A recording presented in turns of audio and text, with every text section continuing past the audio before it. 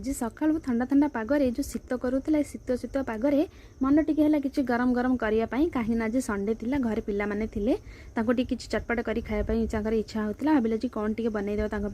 किंतु घरे आसी देखा तो कोबी थिला भाविला जी चिल्ली कोबी टिके बनईदेवा बिना लंकारे बिना चिल्ली रे कहीं छोटे पिला जेहेतु खाइबे से विदाउट चिल्ली रे बनईबा आज से फटाफट कोबी टे कटाकटी करी सब पाउडर मसला ऐड करी भला फ्राई कर देली तापर कैप्सिकम प्याज रसुन